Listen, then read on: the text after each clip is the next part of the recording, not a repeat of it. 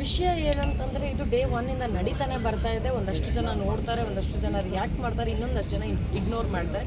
ಇನ್ನು ಸ್ವಲ್ಪ ಜನ ವಾಟ್ಸಪ್ ಸ್ಟೇಟಸು, ಫೇಸ್ಬುಕ್ಕು, ಇನ್ಸ್ಟಾಗ್ರಾಮ್ ಅಂತ ಹೇಳಿ ಮಾಡ್ಕೊತೀವಿ.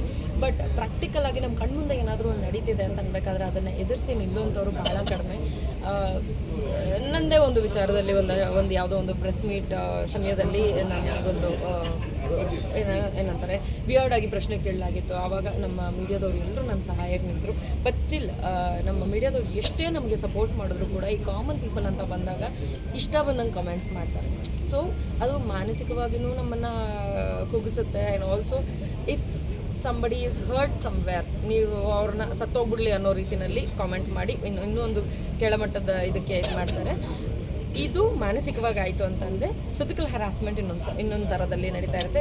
ಪ್ರತಿನಿತ್ಯ ನಾವು ನ್ಯೂಸ್ನಲ್ಲಾಗಿರ್ಬೋದು, ನಮ್ಮ ಸುತ್ತಮುತ್ತಲಲ್ಲಿ ನಡೀತಾ ಇರುವಂಥ ವಿಷಯಗಳಲ್ಲಾಗಿರ್ಬೋದು ನೋಡ್ತಾನೆ ಇರ್ತೀವಿ. ಬಟ್ ಈಗ ಅದು ಹೊಸದಾಗಿ ಕಾಣಿಸ್ತಾ ಇದೆ. ಬಿಕಾಸ್ ಯಾರೋ ಪಕ್ಕದೂರಿನಲ್ಲಿ ಏನೋ ಒಂದು ಮಾಡ್ತಾ ಇದ್ದಾರೆ, ಇಲ್ಲಿ ಯಾರೋ ಒಬ್ಬರು ಇನ್ನೊಂದೇನೋ ಮಾಡ್ತಾ ಇದ್ದಾರೆ ಅಂತ. ನಮ್ಮ ಫ್ಯಾಮಿಲಿನ ನಾವು ಹೇಗೆ ಪ್ರೊಟೆಕ್ಟ್ ಮಾಡ್ಕೊಳ್ತೀವಿ, ಬೇರೆ ಒಂದು ಫ್ಯಾಮಿಲಿ ಹೆಣ್ಮಗಳನ್ನು ಕೂಡ ಅಷ್ಟೇ ರೀತಿಯಾಗಿ ಪ್ರೊಟೆಕ್ಟಿವ್ ಆಗಿ ರೆಸ್ಪೆಕ್ಟ್ಫುಲ್ಲಾಗಿ ನಡೆಸ್ಕೊಂಡ್ವಿ ಅಂತಂದರೆ ಇಂಥದ್ದೊಂದು ವಿಷಯನೇ ಕಾಣಿಸ್ಕೊಳ್ಳಲ್ಲ ಅಂತ ನನಗೆ ಅನ್ಸುತ್ತೆ. ಆ್ಯಂಡ್ ಏನಾದರೂ ಒಂದು ಸಮಿತಿಯಾಗಿ ಏನಾದರೂ ಒಂದು ರೂಲ್ ಅಂತ ಬಂದು ಒಂದು ಸ್ಟ್ರಿಕ್ಟಾಗಿ ಒಂದು ಇದಕ್ಕೊಂದು ಶಿಕ್ಷೆ ಇರುತ್ತೆ ಅಂತ ಬಂತು ಅಂತಂದರೆ ಡೆಫಿನೆಟ್ಲಿ ಎಲ್ಲರೂ ಅಲರ್ಟ್ ಆಗ್ತಾರೆ. ಆ್ಯಂಡ್ ಅದಾದರೆ ಬಹಳಷ್ಟು ಎಲ್ರಿಗೂ ಖುಷಿ ಆಗುತ್ತೆ. Anything positive we have to support. Cinema ಇಂಡಸ್ಟ್ರಿಯಲ್ಲಿ ಬಹಳಷ್ಟು ವರ್ಷಗಳಿಂದ ಇದ್ದೀರಾ, ನಿಮ್ಮ ಗಮನಕ್ಕೆ ಯಾವ್ದಾದ್ರು ವಿಚಾರಗಳು ಬಂದಿದೆಯಾ ಈ ಥರ ಹ್ಯಾರಾಸ್ಮೆಂಟ್ ಆಗ್ತಾ ಇರೋದಿರ್ಬೋದು, ಅಥವಾ ನಿಮಗೆ ಯಾವ ಥರ ರೀತಿಯಲ್ಲಿ ಯಾರು ಅಬ್ಯೂಸ್ ಮಾಡಿದ್ದು ಹ್ಯಾರಾಸ್ಮೆಂಟ್ ಆಗಿದ್ದು ಆ ರೀತಿ ಮೇಡಮ್ ಏನಾಗುತ್ತೆ ಗೊತ್ತಾ, ನಮಗೆ ಸಿಚುವೇಶನ್ಗೆ ತಕ್ಕಂಗೆ ನಾವು ಅದನ್ನು ಆಕ್ಸೆಪ್ಟ್ ಮಾಡ್ಕೊಳ್ಳೋದಕ್ಕೆ ಶುರು ಮಾಡ್ತೀವಿ. ಒಂದು ಬೈತೀವಿ, ಇಲ್ಲ ಇಗ್ನೋರ್ ಮಾಡ್ತೀವಿ. ಈಗ ಒಂದು ಈಸಿಯೆಸ್ಟ್ ವೇ ಇದೆ ಬ್ಲಾಕ್ ಮಾಡೋದು ಅಂತ ಹೇಳಿ. ಸೊ ಏನಾಗುತ್ತೆ, ನನಗೆ ಆಗಿರುವಂಥ ಎಕ್ಸ್ಪೀರಿಯನ್ಸಸ್ಗಳಲ್ಲಿ ಸಣ್ಣ ಪುಟ್ಟದ್ದೇ ಇರ್ಬೋದು. ನಾಟ್ ಅಂದರೆ ಸ್ವಲ್ಪ ನಾನು ಜೋರಾಗಿ ಮಾತಾಡೋದ್ರಿಂದ ಆಗಿರ್ಬೋದು, ಅಥವಾ ಅಲ್ಲೆಲ್ಲ ಆನ್ಸರ್ ಮಾಡೋದ್ರಿಂದ ಆಗಿರ್ಬೋದು. ಕೆಟ್ಟ ರೀತಿಯಾದ ಎಕ್ಸ್ಪೀರಿಯನ್ಸ್ ನನಗೆ ಕಡಿಮೆನೇ ಆಗಿರೋದು. ಬಟ್ ಸಣ್ಣ ಪುಟ್ಟದ್ದು ಏನೋ ಒಂದು ನಡೀತಾ ಇರುತ್ತೆ. ನಾವು ಮಾತಾಡೋಕ್ಕೆ ಇಷ್ಟು ಬೋಲ್ಡಾಗಿ ಮಾತಾಡ್ಬೋದು ಅಂತ ಅಂದ್ಕೊಳ್ಳೋದಕ್ಕಿಂತ ಮುಂಚೆ ಏನೋ ಒಂದು ಇನ್ಸಿಡೆಂಟ್ ನಡೆದಿರುತ್ತೆ. ವಿಷಯ ಇಷ್ಟೇ, ಆ ಟೈಮ್ಗೆ ನಮ್ಗೇನು ರಿಯಾಕ್ಟ್ ಮಾಡಬೇಕು ಅನ್ಸುತ್ತೋ ನಾನು ರಿಯಾಕ್ಟ್ ಮಾಡಿರ್ತೀನಿ. ಸೊ ಅದು ಕ್ಯಾರಿ ಮಾಡಲ್ಲ ನಾನು ಇನ್ನೊಂದು. ಹಾಗಾಗಿ ಅದನ್ನು ತುಂಬ ಸೀರಿಯಸ್ ಆಗಿ ನಮ್ಮ ಮೇಲೆ ಡಿಪೆಂಡ್ ಆಗಿರುತ್ತೆ. ಯಾವಾಗಲೂ ನಮ್ಮದು ಅಂತ ಒಂದು ಬೌಂಡ್ರೀಸ್ ಇದ್ದಾಗ ಯಾರು ಏನೂ ಮಾಡ್ಕೊಳಕ್ಕಾಗಲ್ಲ ಅನ್ನೋದನ್ನು ನಾನು ತುಂಬ ನಂಬ್ತೀನಿ. ಸೊ ಎಲ್ಲ ಹೆಣ್ಮಕ್ಳಿಗೂ ನನ್ನ ಕಡೆಯಿಂದ ನಾನೊಂದು ಹೇಳಬಹುದು ಅಥವಾ ಇಂಥದ್ದು ಮಾಡಬಹುದು, ನಾವೆಲ್ಲರೂ ಸೇಫ್ ಆಗಿರೋದಕ್ಕೆ ಅಥವಾ ನಾವು ಕಂಫರ್ಟಬಲ್ ಫೀಲ್ ಮಾಡೋದಕ್ಕೆ ಅಂತಂದರೆ we should always have a boundary. ನಾವು ಯಾವಾಗ ಅವಕಾಶಗಳನ್ನ ಕೊಡ್ತೀವೋ ಆವಾಗ ಯಾರು ಬೇಕಾದ್ರೂ ಎಂಟರ್ ಆಗ್ತಾರೆ, ಎಷ್ಟು ಬೇಕಾದರೂ ಮಾತಾಡ್ತಾರೆ, ಏನು ಬೇಕಾದರೂ ರಿಯಾಕ್ಟ್ ಮಾಡ್ತಾರೆ. ಸೊ ನಮ್ಮದಾಗಿರುವಂಥ ಬೌಂಡ್ರೀಸ್ನಲ್ಲಿ ನಾವು ಇದ್ದಾಗ ಮೇ ಬಿ ಸ್ವಲ್ಪ ನಮಗೆ ಸೇಫ್ ಅಂತ ಫೀಲ್ ಆಗ್ಬೋದು, ನಾವು ಕಂಫರ್ಟಬಲ್ ಫೀಲ್ ಆಗ್ಬೋದು. ಅಟ್ಲೀಸ್ಟ್ ಈ ರೆಸ್ಟ್ಲೆಸ್ನೆಸ್ಸಿಂದ ನಾವು ಹೊರಗೆ ಇರಬಹುದು ಅಂತ ಅನಿಸುತ್ತೆ. I hope that's all I am been following. ನಂದೊಂದು ಬೌಂಡ್ರೀಸ್ ಅಂತ ಇದೆ, ಸೊ ಅದನ್ನು ನಾನು ಫಾಲೋ ಮಾಡ್ತೀನಿ.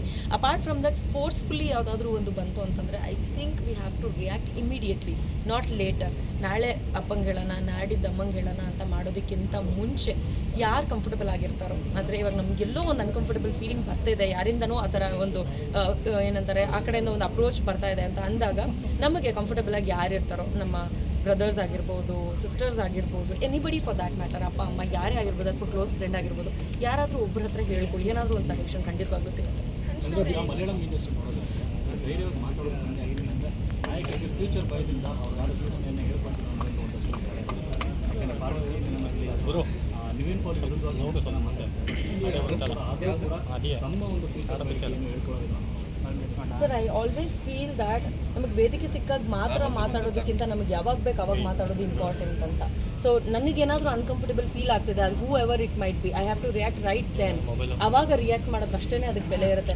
ಯಾರೋ ಒಬ್ರು ಮಾತಾಡ್ತಿದ್ದಾರೆ, ಕಮಾನ್ ನಾನು ಇವಾಗ ಹೋಗಿ ಮಾತಾಡ್ತೀನಿ ಅನ್ನೋಂಥ ಯೋಚನೆ ನನಗೆ ಯಾವತ್ತೂ ಬಂದಿಲ್ಲ. ಸೊ ಹಾಗಾಗಿ ಐ ಡೋಂಟ್ ನೋ, ಅದು ಅವರವರ ಭಾವಕ್ಕೆ ಅಥವಾ ಅವರವರ ಒಂದು ಏನಂತಾರೆ ಪರ್ಸ್ನಲ್ ಥಾಟ್ ಆಗಿರುತ್ತೆ. ನಾನು ಅದ್ರ ಮೇಲೆ ಏನೂ ಕಮೆಂಟ್ ಮಾಡೋದಕ್ಕೆ ಇಷ್ಟಪಡಲ್ಲ. ನನಗೆ ಏನಾದರೂ ಅನ್ಕಂಫರ್ಟಬಲ್ ಆಗ್ತಾ ಇದೆ ಅಥವಾ ಯಾರಿಂದಾದ್ರೂ ಅನ್ಕಂಫರ್ಟಬಲ್ ಫೀಲಿಂಗ್ ಬರ್ತಾ ಇದೆ ಅಂತಂದರೆ I react immediately. So I don't understand the other concept.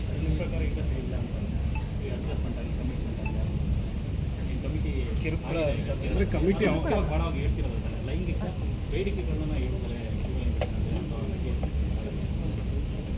Sir, ಈ ಅಂತೆಗಳನ್ನ ನಾವು ಬಹಳಷ್ಟು ವರ್ಷದಿಂದ ಕೇಳ್ತಾ ಇದ್ದೀವಿ, ಇದು ಹೊಸದಲ್ಲ. ಈ ಅಂತೆ ಅನ್ನೋದನ್ನು ಹೇಳೋರು ಯಾರೂ ಲೈವಲ್ಲಿ ಯಾವ ಒಂದು ವಿಷಯನೂ ತೊಗೊಂಬಂದು ನಮ್ಮ ಮುಂದೆ ಪ್ರೆಸೆಂಟ್ ಮಾಡಿಲ್ಲ, ಅಥವಾ ನಾನು ಯಾರ್ದು ಅಥವಾ ಎಲ್ಲಾದರೂ ಈ ಥರ ಡಿಸ್ಕಷನ್ ಆಗೋದನ್ನು ಕಣ್ಣಾರೆ ನೋಡಿಲ್ಲ. So it would be really nonsense if I comment on that. So ಅವಶ್ಯಕತೆ ಇಲ್ಲ ಅಂತ ನಾನು ಹೇಳ್ತಾ ಇಲ್ಲ ಸರ್, ಇದು ಇರಲೇಬೇಕು ಇಲ್ಲ ಎರಡನ್ನೂ ಹೇಳ್ತಾ ಇಲ್ಲ ನಾನು. ಸಮಥಿಂಗ್ ಗುಡ್, ಸಮಥಿಂಗ್ ಪಾಸಿಟಿವ್, ಅದರಿಂದ ಏನೋ ಒಂದು ರೂಲ್ ಬರುತ್ತೆ, ಇನ್ನೊಂದಷ್ಟು ಜನ ಈ ರೀತಿ ಇದೆ ಅಂತ ನೀವು ಹೆಂಗೆ ನಂಬ್ತಾ ಇದ್ದೀರೋ, ಇದೆ ಅಂತ ಅನ್ನೋದಾಯಿತು ಅಂತಂದರೆ ಅದನ್ನು ಪ್ರೊಟೆಕ್ಟ್ ಮಾಡೋದಕ್ಕೆ ಏನಾದರೂ ಬಂತು ಅಂತಂದರೆ ಇಟ್ ಈಸ್ ಆಬ್ವಿಯಸ್ಲಿ ಗುಡ್. ನೀವು ಸಪೋರ್ಟ್ ಮಾಡ್ತೀರಾ? ಖಂಡಿತವಾಗ್ಲೂ ಮಾಡಿ ಸರ್, ಯಾವುದೇ ಒಳ್ಳೆ ವಿಷಯ ಇದ್ರೂ ನಾನು ಹೇಳ್ತೀನಿ. ಜೊತೆಗೆ ಜೆಂಡರ್ ಇಕ್ವಾಲಿಟಿ ಬಗ್ಗೆ ಮಾತಾಡಿದ್ದಾರೆ, ಅಂದರೆ ಇಲ್ಲಿ ಪ್ರೊಡ್ಯೂಸರ್ ಆಗಿ ನಿರ್ದೇಶಕರ ಆಗಲಿಕ್ಕೂ ಕೂಡ ಸೊ ಹೆಣ್ಮಕ್ಳು ನಿರ್ದೇಶಕರಾಗ್ತಾರೆ ಅಂದರೆ ಅಷ್ಟು ಸಪೋರ್ಟ್ ಸಿಗೋದಿಲ್ಲ, ಅಂದರೆ ಇಂಡಸ್ಟ್ರಿ ಕಡೆಯಿಂದ ಸಿಗೋದಿಲ್ಲ ಅನ್ನೋದು ಕೂಡ ಸಮಿತಿಯಲ್ಲಿ ವರದಿ ಆಗಿದೆ. ಎಲ್ಲನೂ ನಮ್ಗೆ ಎಲ್ಲರ ಸಪೋರ್ಟೇ ಸಿಕ್ಕಿ ಮಾಡಬೇಕು ಅಂತಂದರೆ ಯಾರೂ ಮುಂದೆ ಬರೋಕ್ಕಾಗಲ್ಲ ಸರ್. ನಮ್ಮ ಕಾಲ ಮೇಲೆ ನಾವು ನಿಂತ್ಕೊಳ್ಳೋದಕ್ಕೆ ಏನೇನು ಮಾಡೋದಕ್ಕೆ ಸಾಧ್ಯನೋ ಅದನ್ನೆಲ್ಲದನ್ನೂ ಮಾಡಿ ನಮ್ಮ ಎಫರ್ಟ್ಸ್ನ ಒಟ್ಟಿಗೆ ಹಾಕಿ ನಮ್ಮ ಅದೃಷ್ಟನೂ ಚೆನ್ನಾಗಿತ್ತು ಅಂತಂದರೆ ಖಂಡಿತವಾಗ್ಲೂ ಆಗೋ ಕೆಲಸ ಆಗೇ ಆಗುತ್ತೆ. ತನಿಷ್ ಅವರೇ, ನೀವಿದ್ದ ಬಿಗ್ ಬಾಸ್ ಸೀಸನ್ ಆ ಕ್ರೇಜ್ ಇನ್ನೂ ಕಡಿಮೆ ಆಗಿಲ್ಲ. ಈಗ ಬಿಗ್ ಬಾಸ್ ಹೊಸ ಪ್ರೋಮೋ ಬಂದಿದೆ, ನೋಡಿದ್ರೆ ಎಷ್ಟು ಎಕ್ಸೈಟ್ ಆಗಿದೆ? I am very excited because ನಮ್ಮ ಸೀಸನ್ನ ನಾನು ನೋಡೋಕ್ಕಾಗಲಿಲ್ಲ, ನಾವು ಎಕ್ಸ್ಪೀರಿಯನ್ಸ್ ಮಾಡಿದ್ವಿ. ಸೊ ಆಚೆ ಬಂದಮೇಲೆ ಆ ಎಕ್ಸ್ಪೀರಿಯನ್ಸ್ನ ಕಳ್ಕೊಬಾರ್ದು ಅಂತ ನಾನು ಇನ್ನೂ ಎಪಿಸೋಡ್ಸ್ ಯಾವುದನ್ನು ನೋಡಿಲ್ಲ. ನನಗೆ ಯಾವ್ದು ಚೆನ್ನಾಗಿ ಅನಿಸಿತ್ತೋ ನಾನು ಅದನ್ನು ನನ್ನ ಒಂದು ಪರ್ಸ್ನಲ್ ಥಾಟನ್ನು ನಾನು ನಂಬಿದ್ದೀನಿ. ಸೊ ಹಾಗಾಗಿ ಆಚೆ ಬಂದಮೇಲೆ ಅದನ್ನು ನೋಡಿ ಚೇಂಜ್ ಮಾಡ್ಕೊಳ್ಳೋ ಒಂದು ಯಾವ ಒಪಿನಿಯನು ಇರಲಿಲ್ಲ ನನಗೆ. ಸೊ ಹಾಗಾಗಿ ನಾನು ಯಾವ ಒಂದು ಒಪಿನಿಯನಲ್ಲಿ ಹೊರಗಡೆ ಬಂದಿದ್ದೀನೋ ಅದನ್ನೇ ಕ್ಯಾರಿ ಮಾಡ್ತಾ ಇದ್ದೀನಿ. And I am comfortable and happy with that. ಈಗ ಹೊಸ ಸೀಸನಲ್ಲಿ ಯಾರ್ಯಾರು ಏನೇನು ಮಾಡ್ತಾರೆ ಅಥವಾ ಅಲ್ಲಿ ಒಳಗಡೆ ಯಾವ ರೀತಿಯಾಗಿ ನಡೆಯೋದು ನಮಗೆ ಹೇಗೆ ಕಾಣಿಸುತ್ತೆ ಅನ್ನೋದನ್ನ ನೋಡೋದಕ್ಕೆ ಐ ಆಮ್ ರಿಯಲಿ ಎಕ್ಸೈಟೆಡ್. ಪೋಸ್ಟ್ಗಳು ಓಡ್ತಾ ಇದೆ ಮೇಡಮ್ ಸಾಮಾಜಿಕ ಜಾಲತಾಣಗಳಲ್ಲಿ, ಆಂಕರ್ ಚೇಂಜ್ ಆಗ್ತಿದ್ದಾರೆ ಅಥವಾ ಆಂಕರ್ ಯಾರು ಈ ತರ ಒಂದು ಪೋಸ್ಟ್ಗಳು ಹರಿದಾಡ್ತಾ ಇದೆ ಸಾಮಾಜಿಕ ಜಾಲತಾಣಗಳಲ್ಲಿ, ಅದ್ರ ಬಗ್ಗೆ ಏನು? ನೀವು ಸುದೀಪ್ ಸರ್ನೇ ಕೇಳಬೇಕು. ನಾನು ಆಂಕರಿಂಗ್ ಮಾಡೋದಿತ್ತು ಅಂತಂದ್ರೆ ನಾನು ಖಂಡಿತವಾಗ್ಲೂ ಆನ್ಸರ್ ಮಾಡ್ತಾ ಇದ್ದೆ. ಚೇಂಜ್ ಆದ್ರೆ ನಿಮ್ಮ ಅನಿಸಿಕೆ? ಸುದೀಪ್ ಸರ್ ಬಿಟ್ಟು ಬೇರೆ ಯಾರಾದರೂ ಆಡ್ತಾರೆ ಅಂದರೆ ನಿಮ್ಮ ಒಪಿನಿಯನ್ ಏನು?